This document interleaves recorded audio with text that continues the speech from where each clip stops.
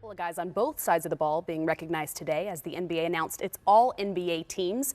The first team being led by Stephen Curry, LeBron James, Russell Westbrook, Kawhi Leonard, and DeAndre Jordan. Jamal, a teammate of yours. What do you think about the first team? Great news for DeAndre Jordan. No Obviously, KD. Watching him, no KD, you're right. Watching DJ, his growth and his maturation continue to get better. I can't be more happy for him. It's tough, though, when you have these conversations because you want to talk about, like, snubs, and who was left off. But if you mention anyone who was left off, you have to say who he would have replaced and who should be in that position. But you mentioned KD, Dennis. We can go ahead and take a look at the All-NBA second team. He does headline that team along with Draymond Green, DeMarcus Cousins, Chris Paul, and Damian Lillard, a guy that wasn't even named an NBA All-Star. Speaking of snubs, what do you think about that second team? And Jamal, being still active, what's more important nowadays? Probably be an All-Star or make All-NBA team? Well, I think for the players, it's more exciting to be an All-Star, but it's probably more important to be an All-NBA guy.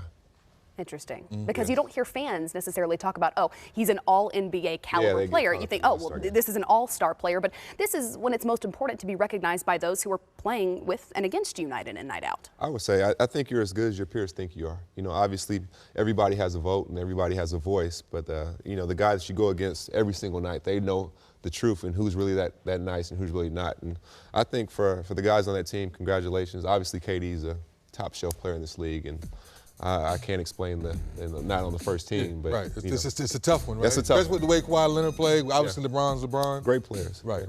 Well, here's the All-NBA third team: Paul George, LaMarcus Aldridge, Andre Drummond, Klay Thompson, and Kyle Lowry. Speaking of all-star point guards. Now, we talk snubs. Obviously, it's easy to go there, but some guys notably left off of any of these lists: Anthony Davis, James Harden. Those are going to be kind of some of the names they're throwing in the hat. Well, Anthony Davis, you understand, because he was banged up a lot this year, missed a lot of games due to injury.